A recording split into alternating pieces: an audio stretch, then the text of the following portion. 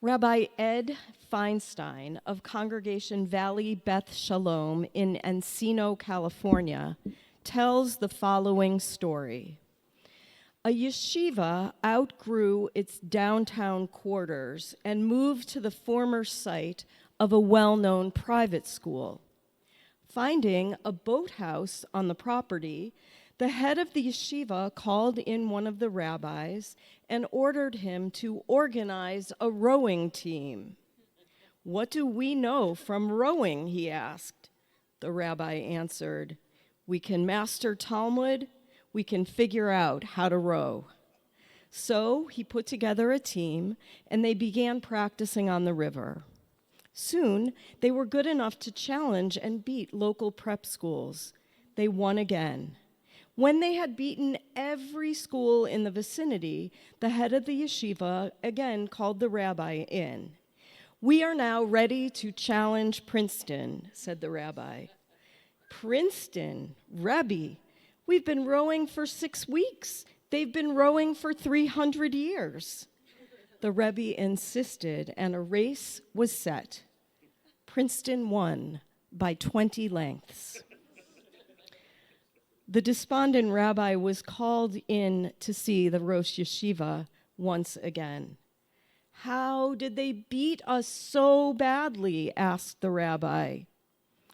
"Rabbi, Princeton has a secret. They have 8 men rowing and only 1 man shouting."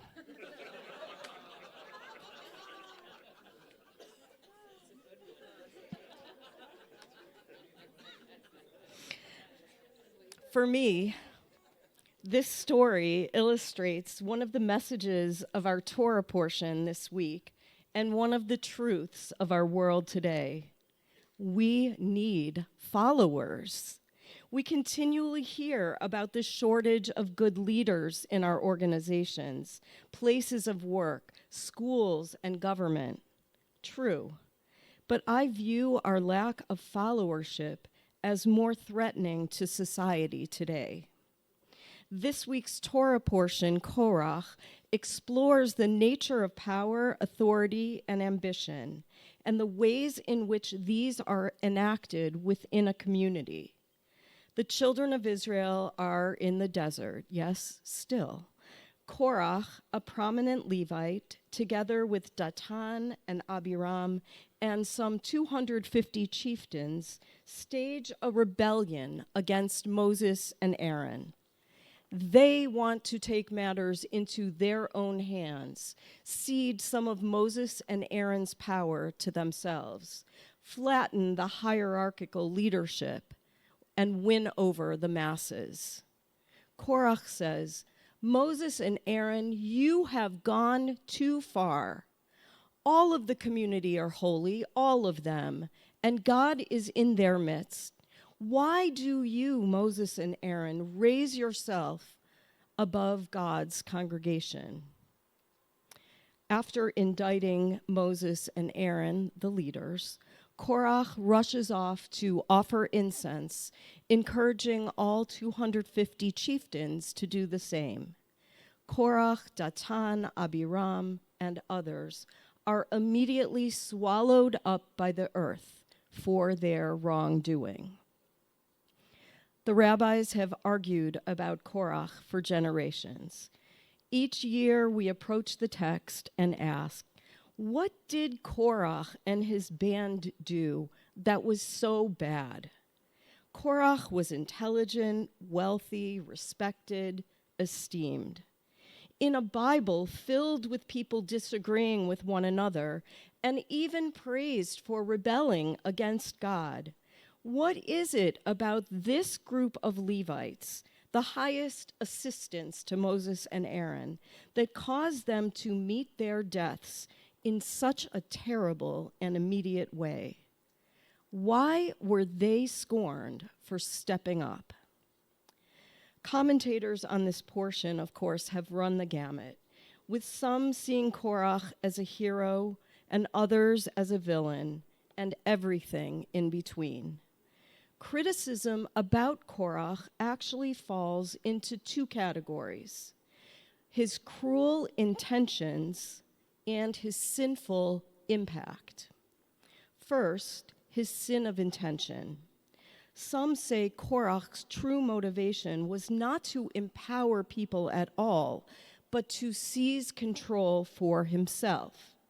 His desire to lead was not born out of care for the common good, but rather for destructive rebellion and self-aggrandizement.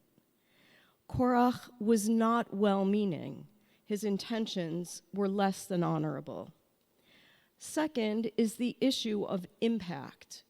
The rabbis indicate that Korakh's impact rests more in his rhetoric than his actual behavior. He uses us versus them language to dismantle and destroy community and not to nurture it. At a time when communal structure was fragile, Korakh is criticized for trying to take apart the society and its leadership. His words and deeds were used to delegitimize legacy institutions like the priesthood, shame experts, and distort facts. At a critical moment, he divided people rather than unified them. It's not difficult to observe similar intentions and impacts in our communities today. We witness constant challenges to democratic processes and insults to legitimate authority. We see a lack of cooperation. When people fail to come together, when trust in institutions erodes, when leaders prioritize personal gain, the product is the unraveling of social structures. We look for quick fixes. We are ready to criticize at any moment. We place much less value on experience, learning, and process, and are prone to jump to action ourselves without consulting experts or considering intermediary steps that may be needed to effect true change and improve our organizations. The Torah warns this week that leading with hubris and arrogance in blind obedience to charismatic leaders will fail to create the right kinds of followers too. Good, decent, and moral people we desperately need. Korakh approached holy work with base desires and bad intentions. He confused knowledge with wisdom and failed to understand the distinction between management and leadership. Rabbi Nachman of Bratslav said, "A Torah scroll has many consonants but no vowels.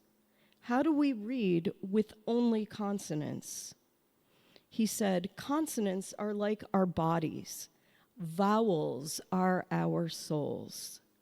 Our souls are our authentic voices. Bodies represent knowledge, souls symbolize wisdom." Korakh thought that his position, his family, his knowledge were sufficient to elevate him to immediate leadership. He made a mistake that cost him and others their lives. He thought the consonants, which all people have equally, were the very soul of the Torah. He may have thought the consonants are enough. Anyone who uses their mind can know the life that these consonant letters contain. We are all holy enough. We do not need leaders like Moses or Aaron. We can do it ourselves. But it isn't so. Korakh may have lived by the letter of the Torah, but certainly not by its spirit. He left no room for the soul. He may have trained his mind and hands to make sacrifices, but without kindness, humility, and honor, his sacrifices were empty, even dangerous. He did not serve Moses and Aaron, and he certainly failed his followers too. May we learn from Korack's mistakes.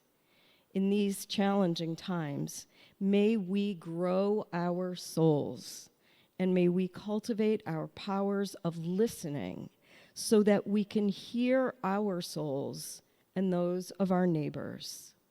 By doing so, we can enhance our leadership and effectively model the way for our followers, ultimately contributing to a better, more gentle world.